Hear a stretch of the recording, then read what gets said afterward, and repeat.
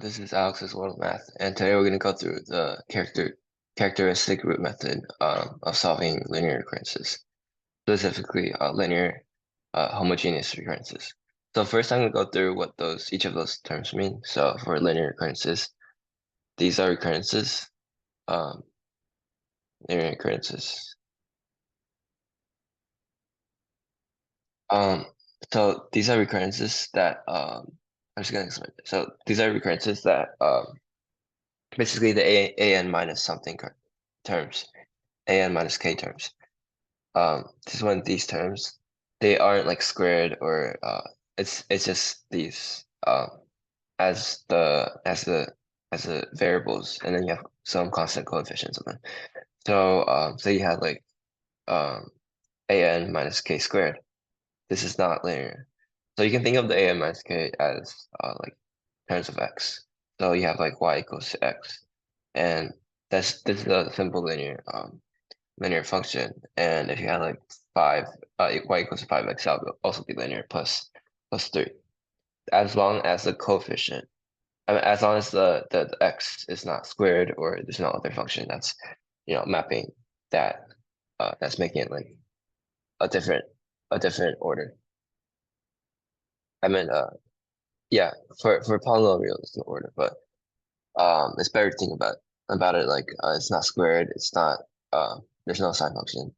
No, there's no other function that's mapping onto it, as long as it's linear. If it's linear in this form, then it's going to be linear in the recurrence form. Uh, if you just switch all an minus k's with the x's.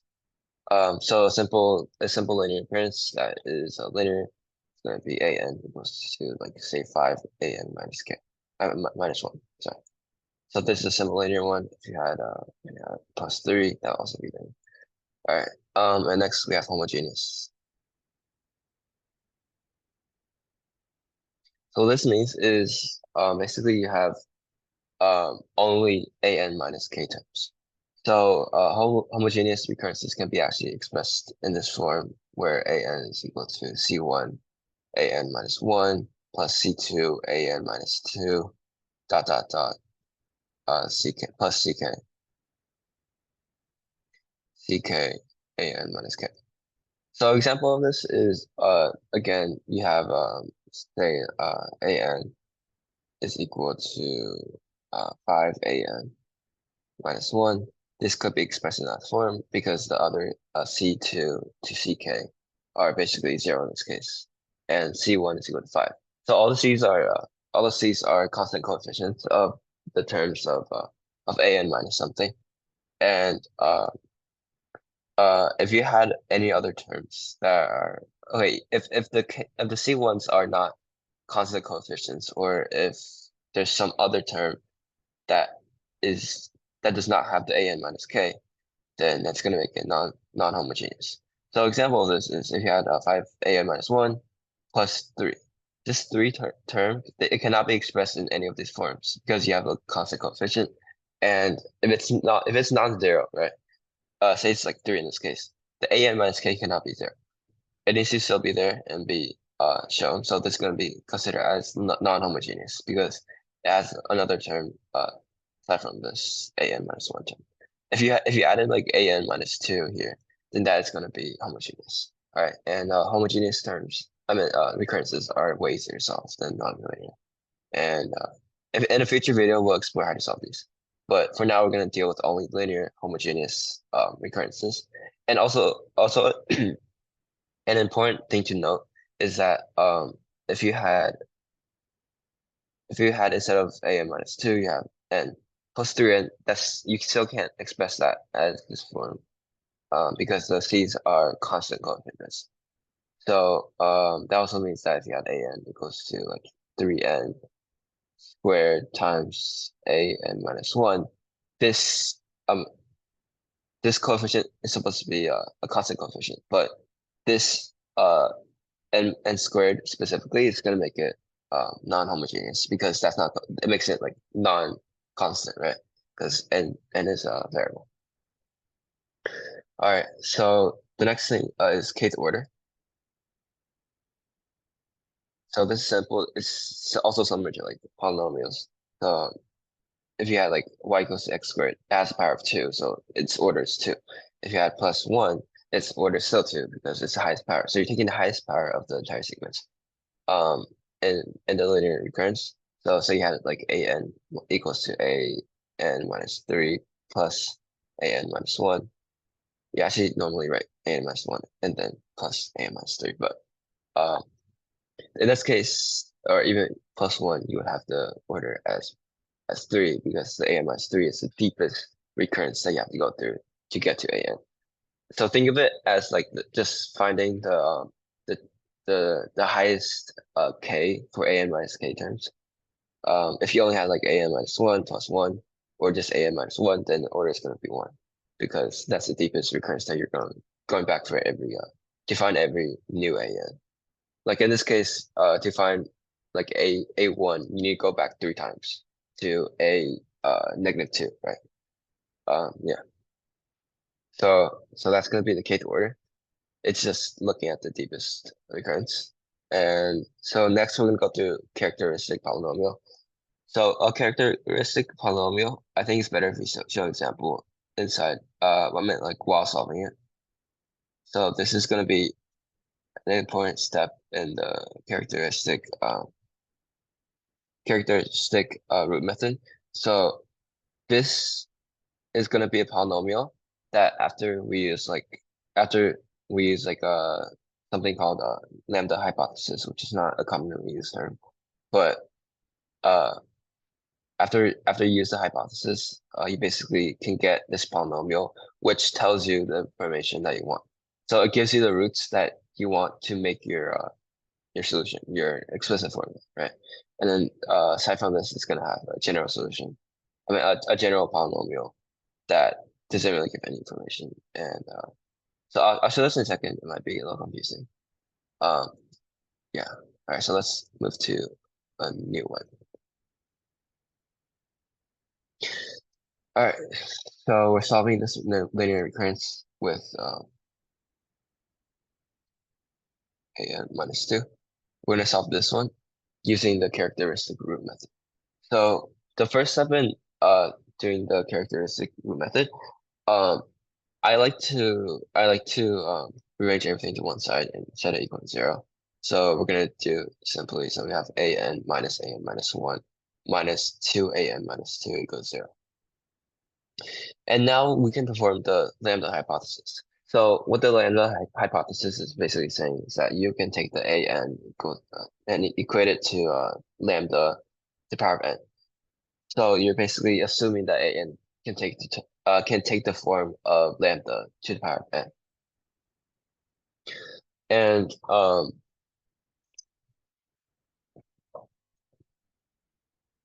And basically, after you do this, you can form some polynomial, and then you can factor it to get the characteristic polynomial part of this, and then equate it to 0. So we'll show this with this example. So an is equal to lambda to the power of n. And also normally people also use r to the power of n instead of lambda, but I like to use lambda. But it's your choice. And so you have lambda to the power of n. If you substitute lambda to the power of n for a of n, minus lambda n to the power of negative 1, because you have to a minus 1, it would mean, you would have a lambda to the power of negative 1, minus 2 lambda n to the power of negative 2, and minus 2 equals 0. And so now we can perform the factoring. So it's not, I mean, yes, it's a simple factoring. You're not like factoring like you're not factoring immediately. You need to factor out using the distribution property of multiplication um, to get the an to get the polynomial. So basically, you see this lambda to the power of n minus 2 term. You can bring that out, and you have a lambda to the power of n minus 2. And so factoring it out, you would have lambda to the power of 2, because lambda n minus 2 times lambda to the power of 2 is equal to n using the next one property of addition. I think multiplication and you just add it. And then and next to obtain this n minus 1, you would just have plus, oh sorry, minus lambda to the power of 1, right? Because if you multiply this by this, you have lambda to the power of n minus 2 times negative lambda to the power of 1.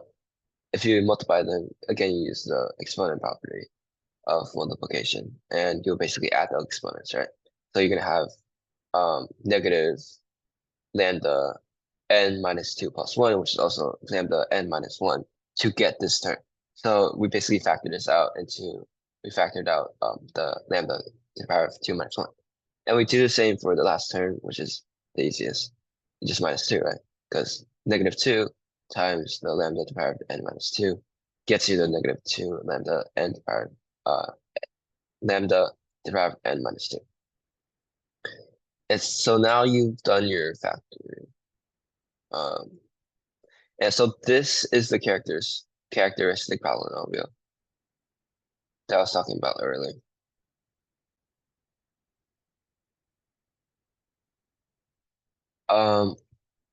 And this is the general, I think it's called the general solution, which gets you the 0. So obviously that lambda equals 0 to get you the solution, but that's not useful information because it can't really get us the explicit formula. So we ignore this for now. Actually forever. But you basically try to solve for lambda, right? So you can either have this at 0, or you can have the characteristic polynomial at 0. So you can set lambda squared minus lambda minus 2 goes 0. And this is just a you're just factoring this polynomial. And you get lambda minus 2 times lambda plus 1, right? All right, so then equals to 0. So that means lambda equals to 2 or negative 1. And so the next thing that we're going to do,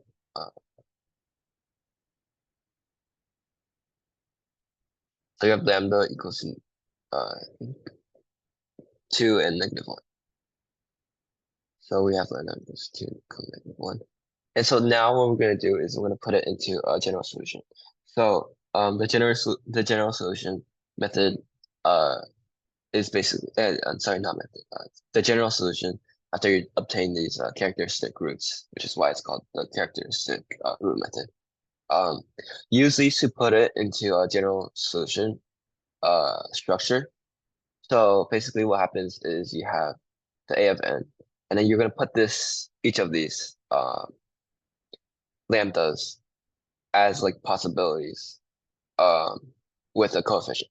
So think of this as like you know how if you do like partial fraction decomposition, right? You have the bottom, you have say you have like 1 over x squared minus x um minus 2, right? So in this case, it's pretty similar. So now this will be equated to a over x minus 1. Sorry, x plus 1 plus b over x minus 2. Because after you factor this, you get x plus 1 times x minus 2. So this is the partial fraction decomposition. And why is this similar? Because in this case, instead of using a divided by that and b divided by that, we basically have a times this the first characteristic root that we got, and then we do it in terms of lambda to the power of n. So basically, like if you take this lambda to the power of n, get this. Because remember, like initially we had set an equals to lambda or n, right? So if we solve that, lambda could be either 2 to n or negative 1 to the power of n. We put it in this this form where we have this negative 1 to the power of n times b, where a and b are both constant coefficients of these these characteristic root functions that we got from the solution.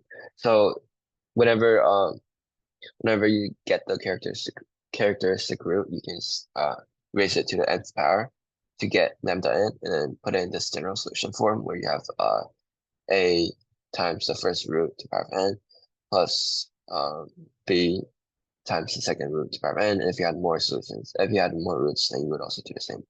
Yeah, you would have a c times the third root to the power of n. And now that you have this general form, you're able to solve for it if you're given two conditions. So say you're given in an original problem that a0 equals to 0. It's equal to 1 actually. A1 is fine. A1 is equal to 1.